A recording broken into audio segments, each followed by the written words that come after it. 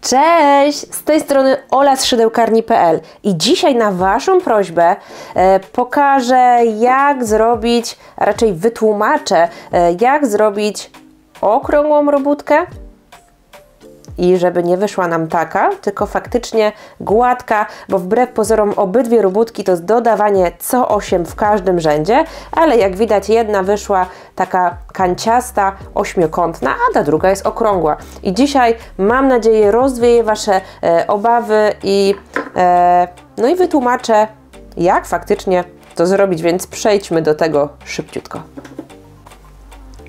Żółta robótka to dodawanie takie standardowe, czyli w pierwszym mamy tutaj Magicking 8, później jest dodawanie w każdym, później jest półsłupek, dodawanie na przemian, później jest półsłupek, dodawanie i to na przemian.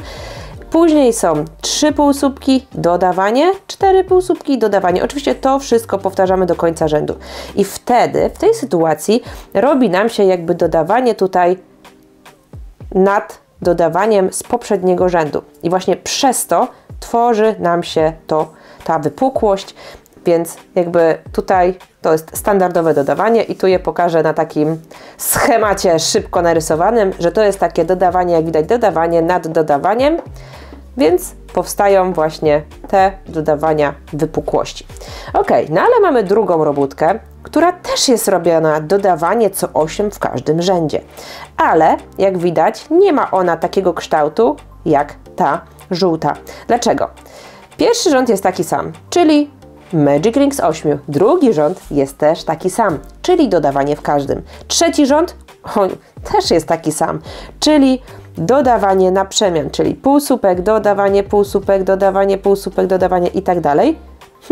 Kolejny rząd, czyli rząd raz, dwa, tutaj trzeci, to jest czwarty tak naprawdę, bo to jest Magic Ring, dodawanie w każdym, 1, 2, też jest tak samo, czyli tutaj nadal jest dodawanie nad dodawaniem, czyli są 2 półsłupki, dodawanie, 2 półsłupki, dodawanie i tak do końca rzędu. I tutaj zmienia nam się ułożenie w rzędzie 5.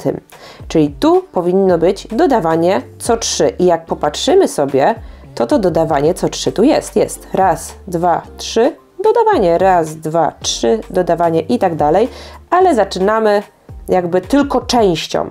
W pierwszym momencie nie robimy 3 i dodawanie, a robimy 1 i dodawanie.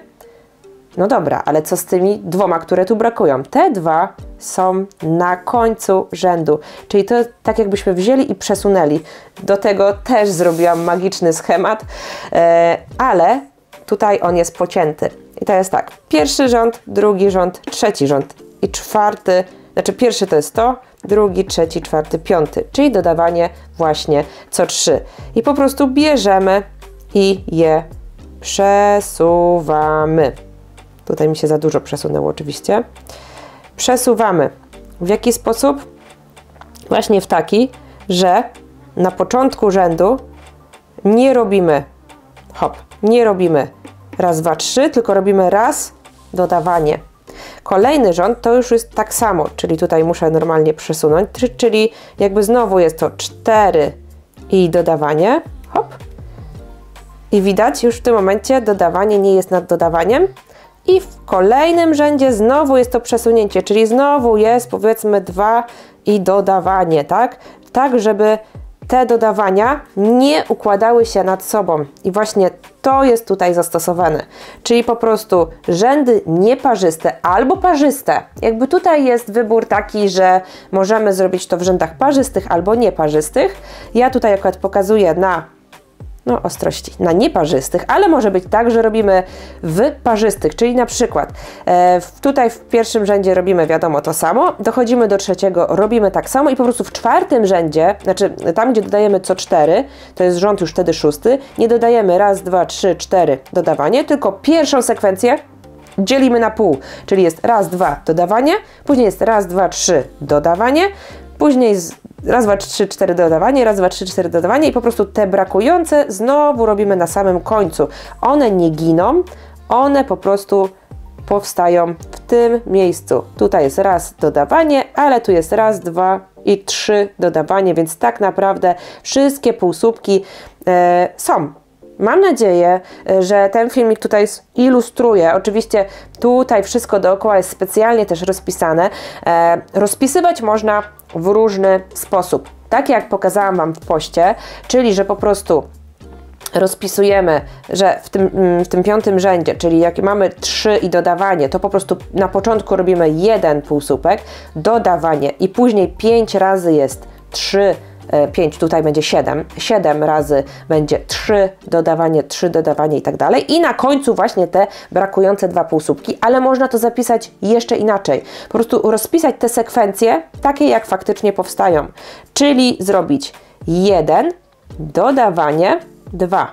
I znowu 1, dodawanie, 2. 1, dodawanie, 2, 1, dodawanie, 2. I nasza sekwencja w tym rzędzie nie wygląda 3 dodawanie, tylko 1, dodawanie, 2.